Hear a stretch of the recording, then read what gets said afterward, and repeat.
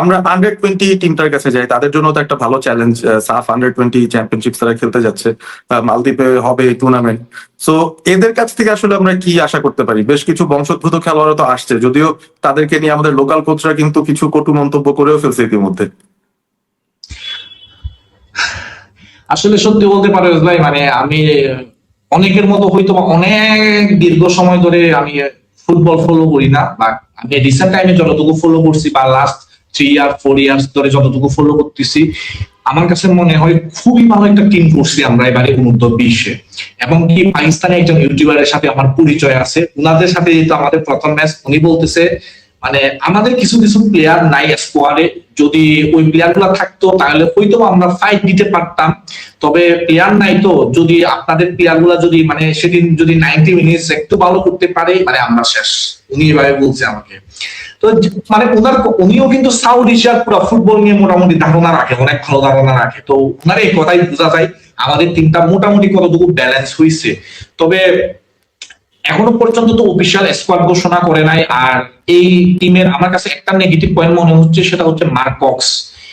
ভালো কোচ, আমার সেটা নিয়ে কোনো ডাউট নাই, তবে অল্প সময়ের ভিতরে উনি টিমের সাথে কতটুকু মানায় নিতে পারবে, বা প্লেয়াররা এই কোচের ট্যাকটিক্স এর সাথে কতটুকু মানায় নিতে পারবে, মানে এখানে আমার একটু শঙ্কার জায়গা। তবে আমি আশা করবো মানায় নিক, দুই টিমে মানে দুই পক্ষই দুই পক্ষের সাথে মানায় নিক এবং ভালো কিছু করুক। আর সত্যি বলতে বংশোদ্ভূত ফুটবলার এবং লোকাল ফুটবলারদের মিলে খুব ভালো একটা টিম হইছে।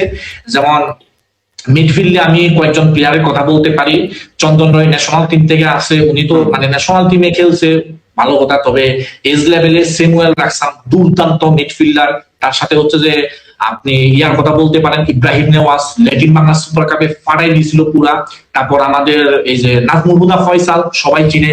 তারপর আমাদের ধরেন সেন্টার ফরওয়ার্ডে মানিক আছে, ওখানে রোহানের কথা তো অবশ্যই বলতে হবে। তারপর মোর্শেদ আলীও আছে আমাদের রাইট উইং এ, এবং কি আমার মতে মানে ফিউচার স্টার হতে যাচ্ছে এরা, মোর্শেদ আলীরা। তারপর আরেকটা জিনিস এখনো আনঅফিসিয়াল, ওইটা আমার কাছে অফিসিয়াল কোনো মানে নিউজ এখনো পর্যন্ত মানে অফিসিয়াল এখনো দেখি নাই আমি, বাট আনঅফিসিয়াল নিউজ যতটুকু পাইছি রাইট ব্যাক হচ্ছে শাহেদকে বাদ দেওয়া হয়েছে। খুব সম্ভবত রাইট ব্যাকে উনি খেলে, আমি যতটুকু দেখছি কথা বসার, তবে উনি লেফট ব্যাকেও খেলতে পারে। তবে শাহেদকে আসলে কেন বাদ দেওয়া হয়েছে তার কোনো মানে মানে যুক্তি বা আমি ওরকম খুঁজে পাই নাই। তবে আমি শাহেদকে খুবই পছন্দ করি, এবং গত বছর আমি শাহেদের যতগুলা খেলা দেখছি আমার কাছে খুবই ভালো লাগছে।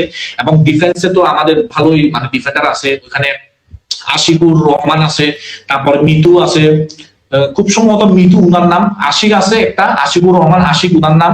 তারপর আরেকজন খুব সম্ভবত মিতু চৌধুরী এরকম সামথিং, আমার ঠিক মনে পড়তেছে না সেন্টার ব্যাকটার নাম, মিতু চৌধুরী খুব সম্ভবত উনি আছে। ওনারা মানে ভালো, খুবই ভালো। তারপর সানিরাজ 40 খেলে, সানিরাজ তো খেলবে লেফট ব্যাকে, ডেকলেনও আছে আমাদের ডিফেন্সে। তো আই থিঙ্ক আমার মতে মানে খুবই ভালো একটা টিম হচ্ছে।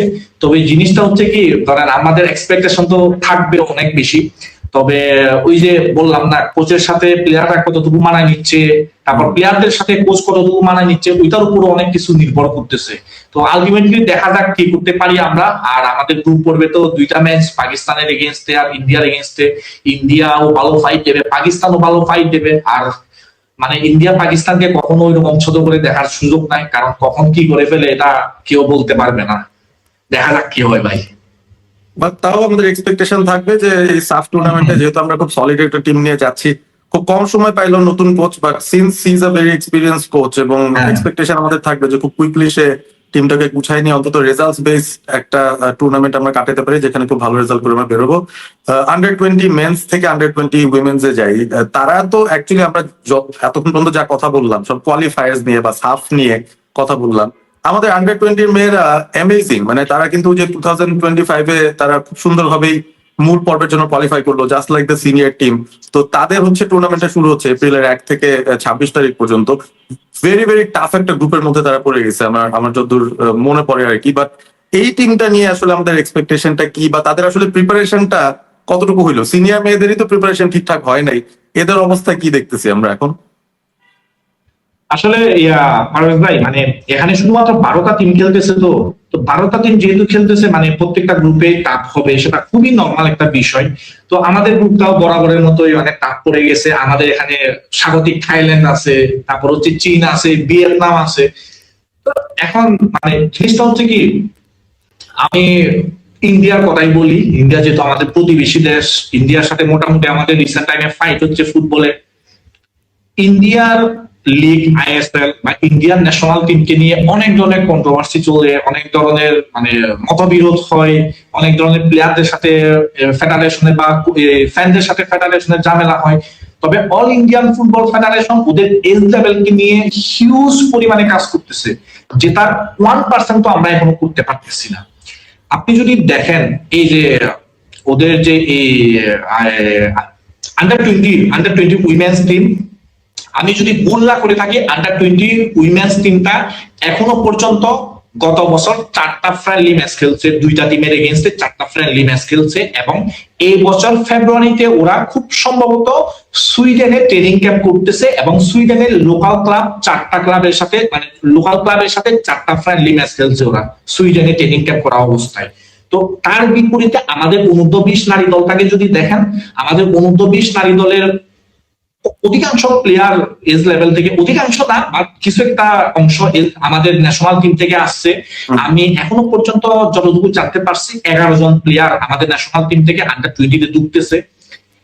তো যদিও বা আমাদের বাফুফের একজন সম্মানিত মেম্বার গত বছর সাব আন্ডার 20 চলার সময় বলছিল যে আমাদের প্লেয়ারের অভাব নাই এজ লেভেলে, তবে আমরা ওই যে চ্যাম্পিয়ন মেন্টালিটিটা ওইটা রাখতে চাই, আমরা চ্যাম্পিয়ন হতে চাই, তার কারণে ন্যাশনাল টিম থেকে যারা খেলার সুযোগ পাই বা যাদের বয়স আছে তাদেরকে দিয়ে আমরা খেলাই।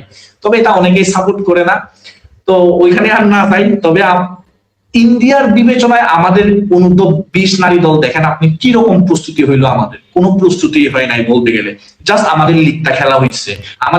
আমাদের বলতে গেলে বেশিরভাগ অনূর্ধ্ব-20 নারী দলের প্লেয়াররা যারা ন্যাশনাল টিমের বাইরের প্লেয়ার, ওরা কিন্তু লিগ খেলছে। তো লিগের বাইরে আমরা ওইরকম কোনো ফ্রেন্ডলি ম্যাচ রাখতে পারি না ওদের জন্য।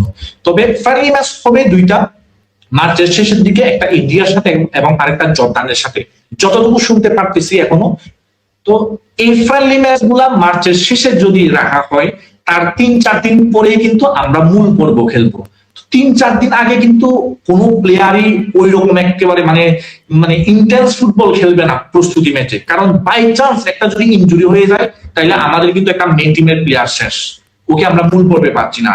তো ওই রকম ভাবে কিন্তু কোচ মানে প্রস্তুতিতে মানে কি বলবো ওই প্লেয়ারদেরকে একেবারে ভালোভাবে পরখ করার সুযোগ পাবে না, আর ওই প্লেয়াররাও মানে 100% দিয়ে একেবারে কোচের প্ল্যানিং এক্সিকিউট করার মতো সুযোগ পাবে না ওই প্রস্তুতি ম্যাচগুলোতে, কারণ 3-4 দিন পরে আমাদের মূল পর্ব।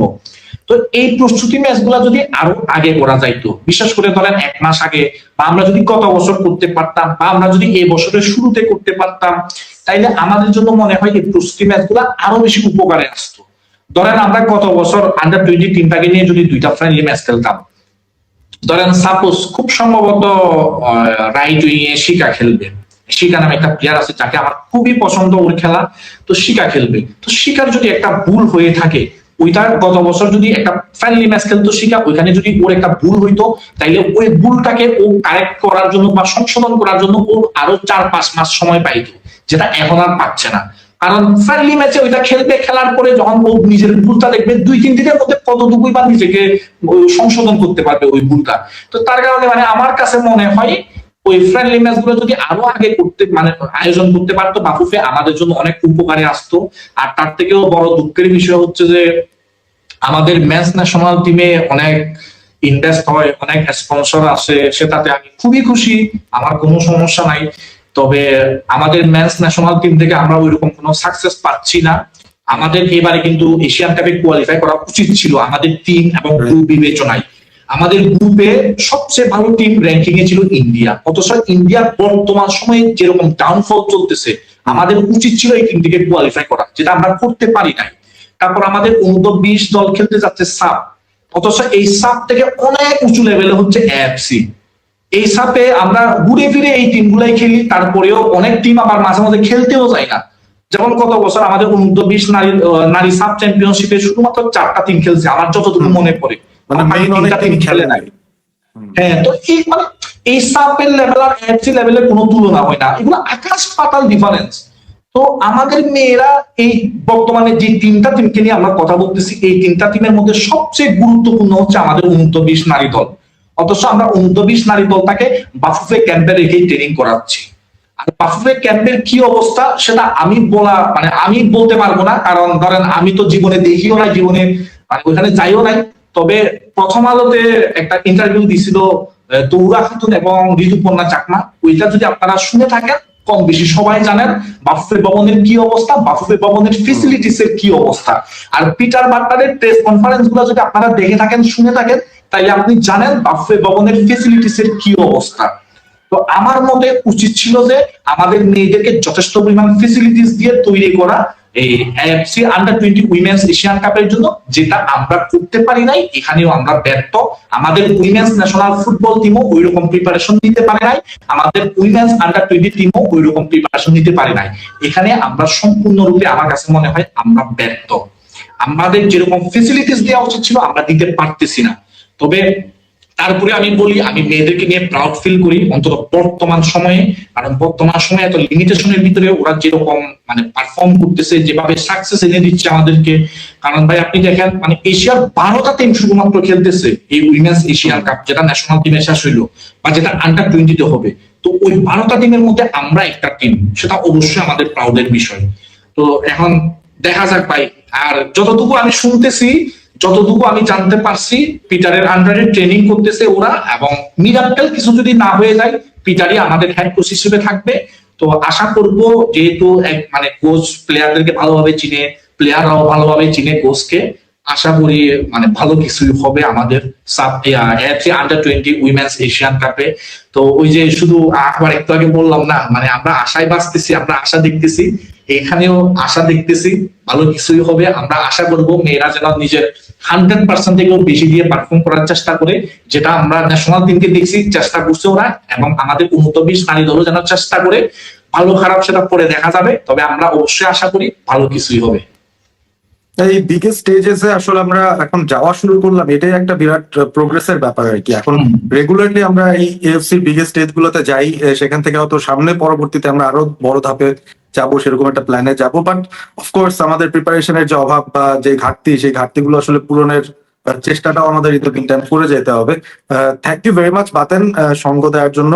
আর আশা করি তোমার ঈদটা খুব ভালো কাটবে।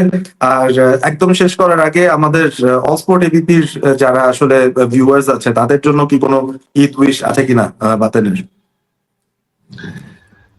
আমি ভাই একটা কথা বলি, সবসময় ভালো থাকেন, ফ্যামিলির সাথে থাকার চেষ্টা করেন এবং আপনজনদেরকে খুশি রাখার চেষ্টা করেন। আর দেখা হবে কোনো একদিন কোনো একটা স্টেডিয়ামের কোনো এক গ্যালারির কোনায়। ভালো থাকেন সবাই, আর সবাইকে ঈদ মোবারক।